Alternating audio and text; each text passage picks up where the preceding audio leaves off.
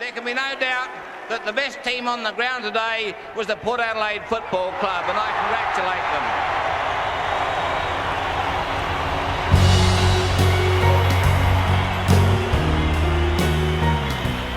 them. Yeah, it was just relief. You know, it's like, I thought, geez, how long is this siren going to take? And then I just called on Hodges out that I'd come in and just I'd gone up for the ball and the siren's gone. It was just instant relief, you know. Arms were up and it's like, what a year. The Magpies, they are a tenacious outfit as the siren sounds. Glenelg have gone down. The Magpies victorious. Port Adelaide 16-12, 108. Glenelg 13-15, 93. It was such a good celebration. It was such a ripper. You know, we were running out of petrol, remember? The boundary throwing comes in. Scotty's doing the rucking for some reason. I'm roving. The siren goes and I just jump on him. To me, it was more just sitting back and enjoying, you know, the young guys and watching them, you know, enjoy it. Because I was lucky enough, I was the young guy once, and you know, the older guys looked after me.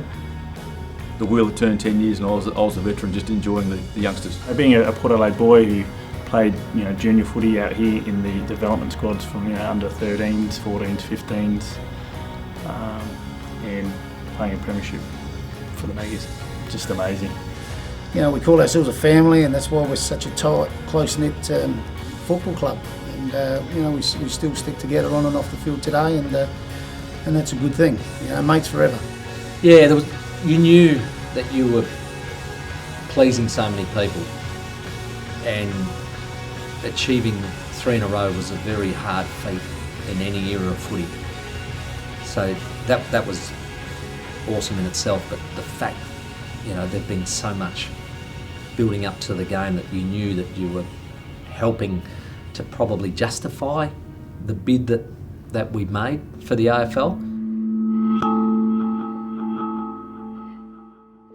It was a tradition. We have to go into the room, and then to get from one room to the other at Footy Park is a big long tunnel. We're walking down the tunnel. I said to Chris, you better speak first, because they won't like what I'm going to say. 20 blokes just took the ground today on a fantastic effort.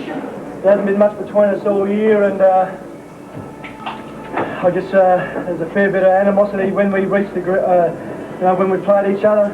That's just part of footy, and you really won the players' respect, although we've always respected you. You know, you were down to 18 blokes, and the courage that the 18 blokes showed on the ground was fantastic. That's what footy's all about, and you know, take the hat off to you. Great effort. Well done. You know, you won't find a better bloke than Chris McDermott, and I think he was a little bit reluctant to come down with Cornsey because he feared what might happen with Cornsey. Just endorse what Chris said. When you look at the game, the teams on paper, and look what happened during the start of the game, there was absolutely no logical reason why Port Adelaide should have won today. We had everything going for us in terms of the way the games fell for us in that regard, and the way the first quarter opened. When you look at the logical reasons, you'd say, why didn't we win? And you've got to then look at the emotional reasons. They encompass emotion, discipline, desperation, commitment. And that's where the advantage was, and that's where you guys were magnificent. And I really do want to say to John, well done. He's always a tough competitor. And he's done it very, very well. To the guys, you can be really proud of yourself. As I said, there was no logical reason why you should have done it. Yeah, I mean, Cornsey was probably thinking, yeah, they should have won it and could have won it and would have won it, but they didn't, so it was bad luck.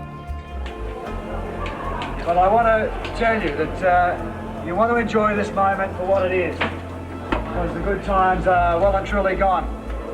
Apart from Jack and the players, there's a couple of individuals out there who are responsible for that, and make sure you enjoy tonight, because the good times will not happen again. Well done, boys.